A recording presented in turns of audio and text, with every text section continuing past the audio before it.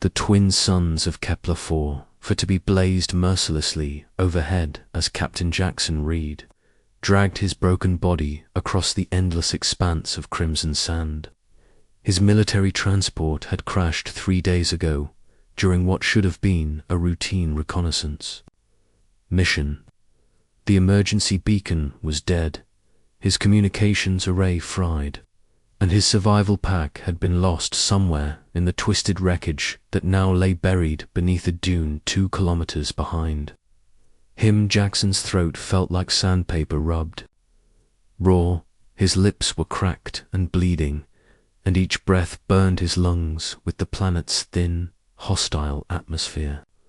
The temperature readings on his damaged suit showed 52 degrees Celsius in the shade, though shade was nothing more than a cruel fantasy in this desolate wasteland. He stumbled forward, his boots sinking deep into the shifting sand with each labored step. The gravity here was slightly heavier than Earth's, making every movement feel like he was carrying an invisible weight on his shoulders. His dark hair was matted with sweat and dust, and his once pristine blue uniform was now torn and stained with dirt and dried blood from countless cuts inflicted by the sharp crystalline formations that jutted from the desert. Floor-like alien dag gets the water in his emergency canteen had run out yesterday morning. He had rationed it carefully, taking only the smallest sips to wet his parched throat, but even his military training couldn't make nothing last forever. Now he carried only the weight of empty metal and the growing certainty that he would die alone on this forgotten world. Millions of light years from home, as Jackson crested another sand dune, his vision blurred by heat waves and exhaustion, he spotted something that made him freeze. There, half buried in a depression between 2 towering crystal spires, lay a figure. At first glance, he thought it might be another human, perhaps another crash survivor. But as he drew closer, stumbling down the slope with renewed urgency, he realized this was something entirely different. The being was tall and slender, with pale silver skin that seemed to shimmer even beneath layers of sand and dust. Its limbs were elongated and graceful, and its head was slightly larger than a human's, with delicate features that suggested both intelligence and an otherworldly beauty. Most striking were the intricate patterns that covered its exposed arms and neck, looking like living tattoos that pulsed with a faint bioluminescent glow. Jackson approached cautiously, his hand instinctively moving to the plasma pistol at his hip. First contact protocols demanded extreme care, but as he got closer, he could see that this alien posed no immediate threat. It was clearly dying. The creature's breathing was shallow and irregular. Its silver skin had taken on a greyish pallor, and dark fluid seeped from what appeared to be severe wounds along its torso. Its large, violet eyes were closed, and its lips moved slightly as if whispering words in a language Jackson couldn't understand. For a moment, Jackson hesitated. His military training told him to assess the situation carefully, to consider potential risks and strategic implications. This could be an enemy, a member of some hostile alien species that might threaten humanity if it survived. But as he knelt beside the dying being, all such considerations faded away. This was a living, breathing creature in desperate need, and Jackson had been raised to help those in need, regardless of species or origin. His grandfather had been a medic in the old Earth Wars, and he had always taught Jackson that the measure of a person's character was found in how they treated others in their darkest moments. Reaching into his belt pouch, Jackson retrieved his emergency medical kit. Inside was a single auto-injector filled with a concentrated electrolyte solution, his absolute last resort for survival. It contained enough nutrients and hydration to keep a human alive for perhaps 6 more hours in this climate. For him, represented the difference between a slow death and a slightly slower death. The alien's eyes fluttered open as Jackson gently lifted its head. Those violet orbs were filled with pain and confusion, but also with an unmistakable intelligence. The creature tried to speak, its voice a melodic whisper that reminded Jackson of wind chimes in a gentle breeze. Without hesitation, Jackson activated the auto-injector and pressed it against the alien's neck, just below what he hoped was equivalent to a jugular vein. The device hissed softly as it delivered its life-saving contents into the creature's bloodstream. Almost immediately, the alien's breathing steadied and some color returned to its silver skin. Its eyes focused on Jackson with what he could only interpret as profound gratitude and amazement.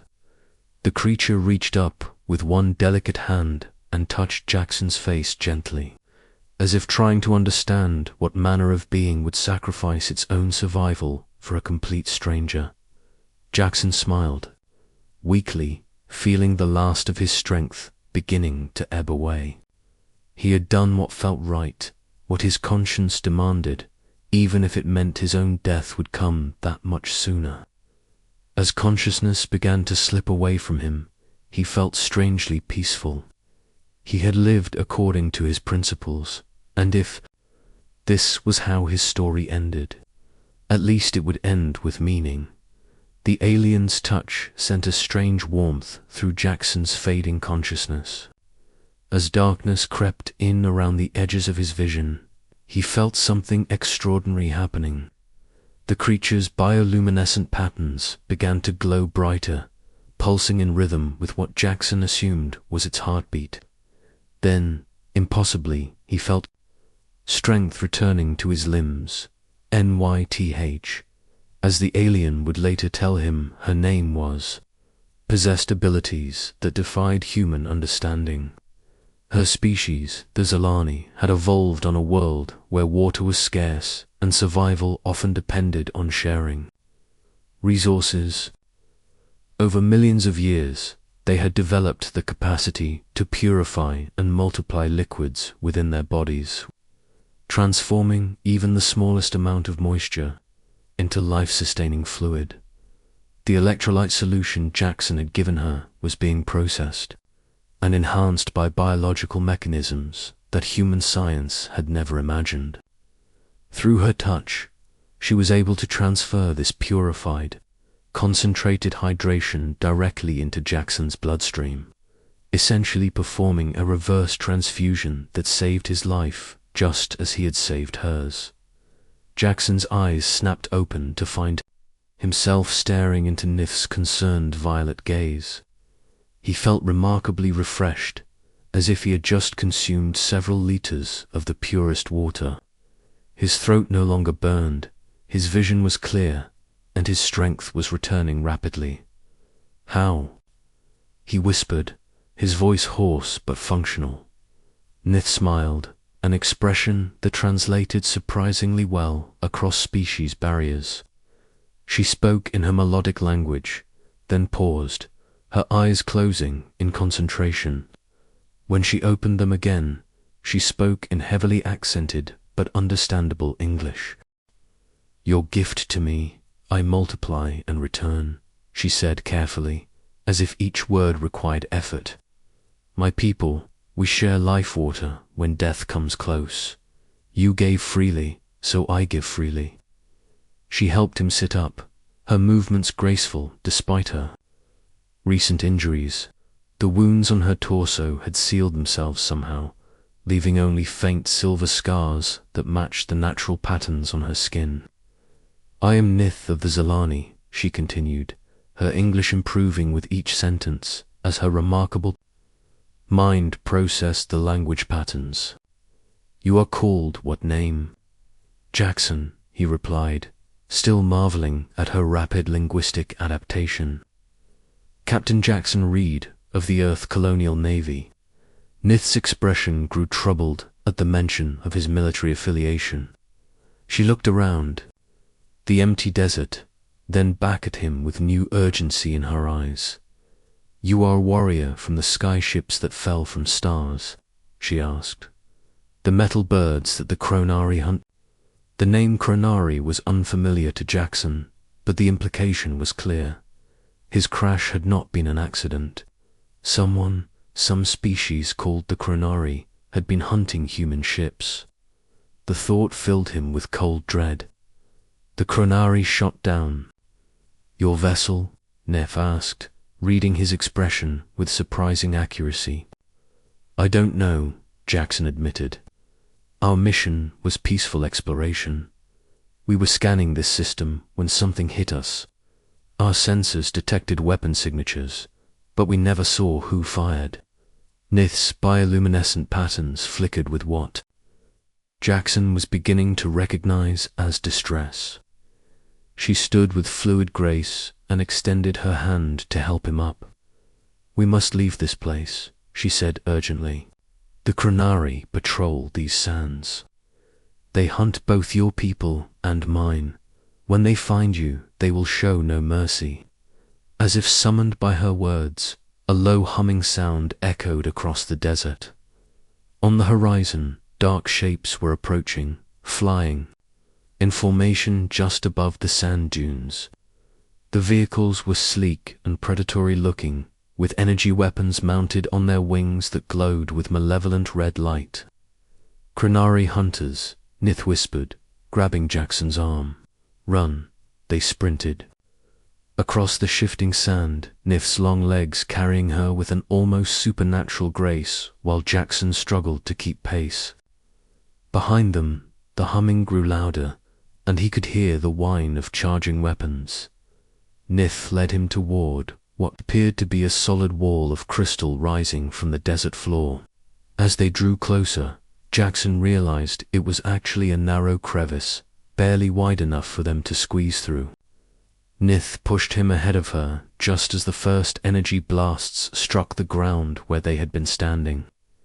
Turning sand into molten glass, the crevice opened into a network of natural caves carved from the living crystal. Bioluminescent fungi provided a soft, ethereal light that revealed breathtaking formations stretching deep into the planet's crust. Nith moved through these passages with the confidence of familiarity, leading Jackson deeper underground until the sounds of pursuit faded completely. After what felt like hours of walking through increasingly spectacular caverns, they emerged into a vast underground chamber that took Jackson's breath away. Before them stretched a hidden city built into the walls and formations of a massive geode.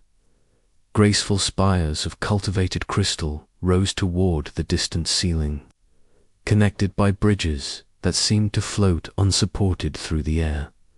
Hundreds of beings like Nith moved through the city with purpose and grace. Some tended gardens of luminescent plants that provided both food and light. Others worked with technology that appeared to be grown rather than manufactured, shaping devices from living crystal with nothing more than their touch and will. "Welcome to Zephyros," Nif said, pride evident in her voice. "The last free city of the Zilani." An elderly Zilani approached them, his silver skin marked with intricate patterns that spoke of great age and wisdom. His violet eyes regarded Jackson with curiosity rather than hostility. "This is my father, Elder Selim," Nith explained. "He leads our council." She spoke rapidly to her father in their musical language, gesturing toward Jackson with obvious respect. The elder listened intently, his expression growing more surprised with each word. Finally, he turned to Jackson and bowed deeply. "The daughter of my tells me you chose her life over your own when both hung in death's shadow," Selim said in perfect English. "Such selflessness is rare among any species. You honor us with your presence, Jackson Reed of Earth." As the elder spoke, others began to gather, drawn by curiosity about the strange visitor. Their faces showed wonder rather than fear, and many touched their hearts in what Jackson sensed was a gesture of respect. Your arrival may be more than chance, Selim continued. For months, we have watched the Chronari grow bolder in their attacks. Against your people and ours. They seek to claim this entire system for their empire, and they will not stop until every free world is under their dominion. The elder led them to a chamber where holographic displays showed star maps and tactical information. The scope of the Chronari threat became clear as Jackson studied the data. Dozens of human colonies had gone silent in recent months, and Zilani settlements across multiple worlds had been destroyed or enslaved. We have something the Chronari fear, Selim explained, gesturing toward a central display that showed a device of incredible complexity, an ancient artifact left by the first civilization to evolve in this galaxy. It has the power to create harmony between different species, to allow instant communication and understanding across any barrier. Why haven't you used it? Jackson asked. Because it requires willing cooperation between representatives of different species, Neith answered. It cannot be activated by the Zilani alone. We need partners, allies who share our vision of peace, rather than conquest. Jackson stared at the artifact, understanding dawning in his mind. This was why the Chronari was so determined to eliminate both humans and Zilani. They feared what the two species might accomplish together. What do you need from me? He asked quietly. Help us contact your people, Selim replied. Help us build an alliance that can stand against the Chronari darkness. Your act of kindness toward my daughter has already proven that humans and Zilani can trust one another. Now we must see if that trust can grow into something powerful enough to save our worlds. 3 months had passed since Jackson first encountered Neith in the desert, and the hidden city of Zephyrus had become a hub of unprecedented activity. The ancient crystal chambers now housed a remarkable sight. Humans and Zilani working side by side, their differences becoming strengths as they prepared for what both species knew would be their final stand against the Chronari Empire. Jackson stood before a massive holographic display in the War Council chamber, his uniform now bearing insignia that combined Earth colonial navy symbols with Zilani harmony patterns. Beside him, Neith wore robes that incorporated both her people's traditional silver threading and human tactical elements. Together, they had become more than allies. They were the living symbol of what two species could achieve when they chose. Cooperation over conflict. The Chronari fleet is massing at the edge of the system, reported Commander Torres. Jackson's former superior, who had arrived with the relief force 2 weeks earlier. 300 ships, including their flagship dreadnought. Intelligence suggests they plan to sterilize every inhabited world in the sector. Elder Selim moved gracefully to the display, his aged hands manipulating the holographic controls with practiced ease.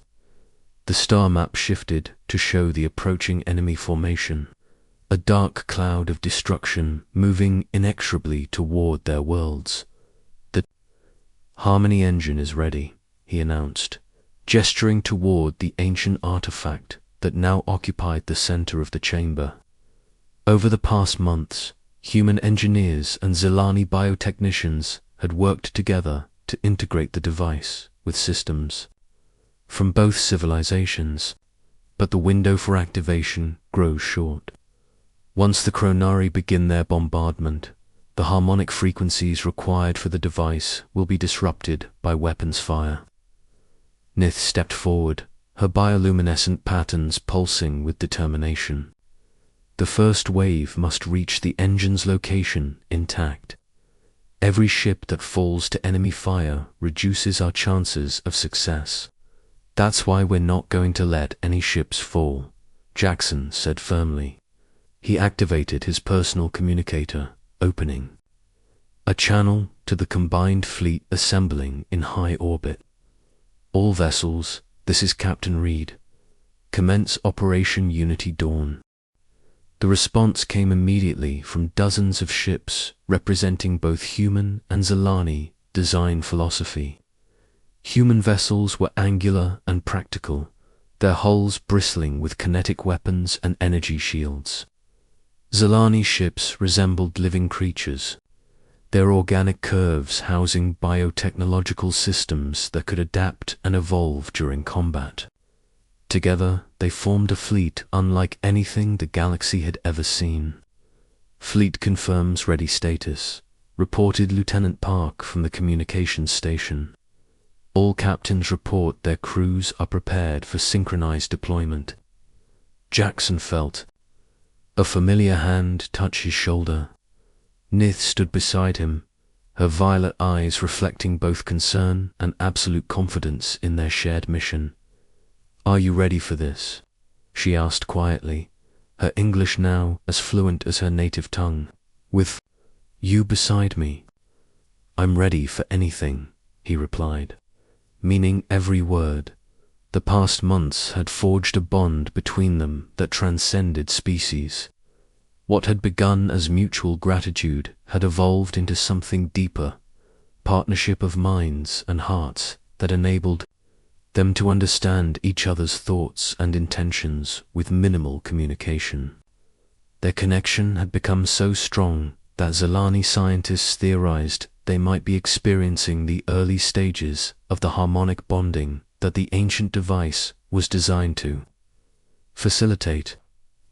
Chronari Vanguard is entering weapons range, Torres announced, 20 ships breaking formation to engage our forward scouts. "Signal the fleet," Jackson ordered. "Implement pattern, Z." The tactical display lit up with movement as human and Zilani ships began executing a combat formation that neither species could have conceived alone. Human vessels provided covering fire with their powerful weapons, while Zilani ships used their superior maneuverability to confuse enemy targeting systems. The biotechnology of the Zilani complemented human engineering perfectly, creating a whole that was far greater than the sum of its parts. The first engagement was brief but decisive. Chronari ships, accustomed to overwhelming individual targets with superior firepower, found themselves unable to adapt to the fluid, cooperative tactics of the Allied fleet. Within minutes, the enemy vanguard was either destroyed or retreating toward their main force. "Now comes the hard part," Selim observed. "The Chronari commander will not make the same mistake twice." He was right. The main Chronari fleet abandoned their loose formation and consolidated into a massive wedge formation designed to punch through any defense. At their head flew the dreadnought Dominion's Edge, a ship so large it cast shadows on the moons below.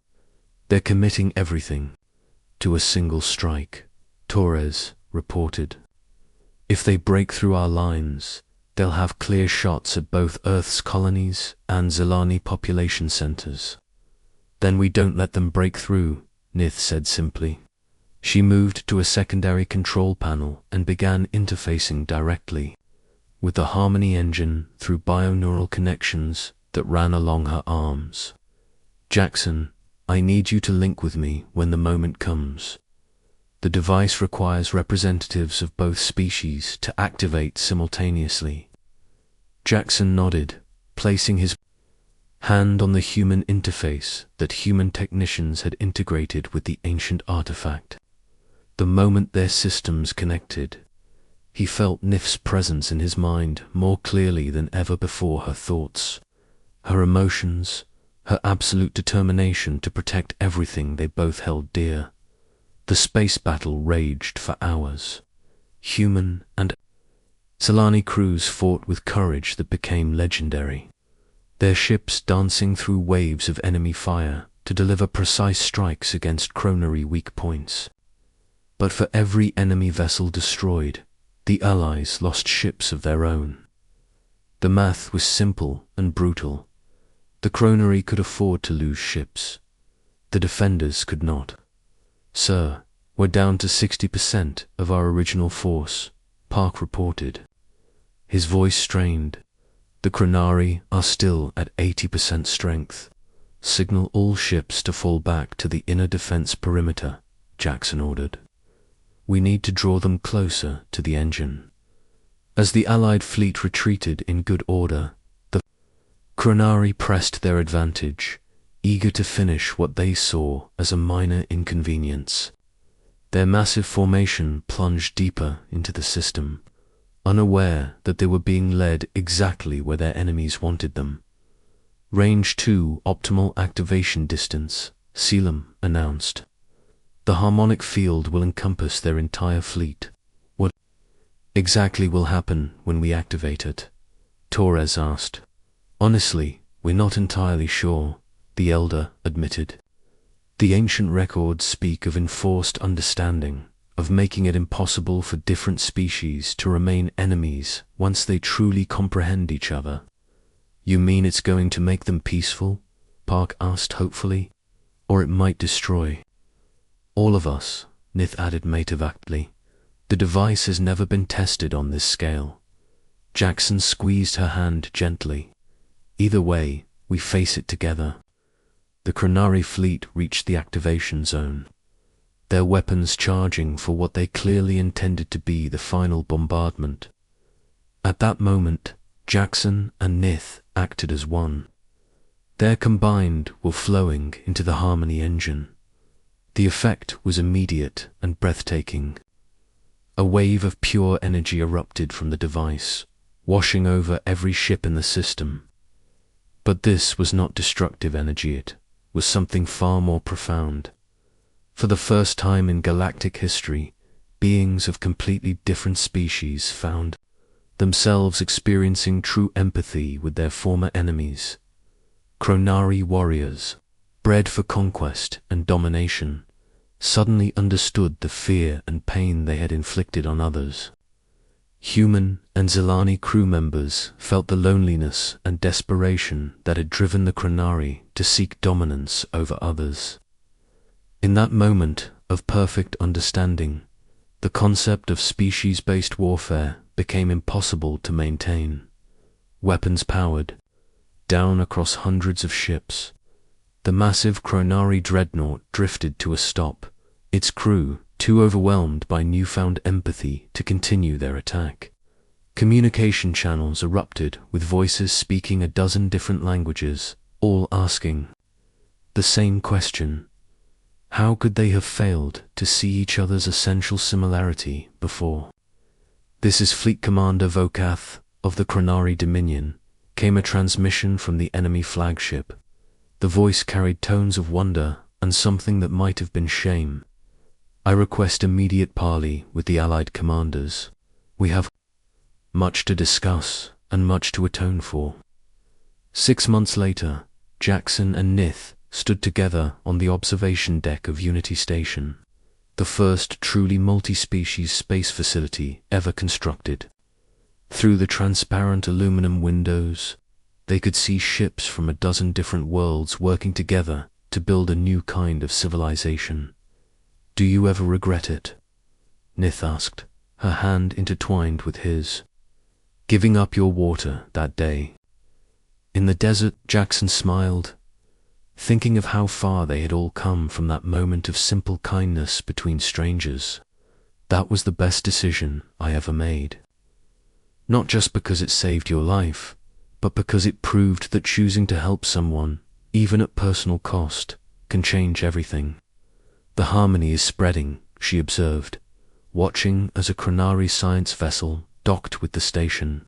"Soon, every species in the galaxy will experience what we felt that day." "Good," Jackson replied, pulling her closer. "The universe needs more cooperation and less conflict. And maybe, if we're very lucky, other species will learn that the greatest strength comes not from conquest, but from the simple act of choosing to care for someone different from yourself."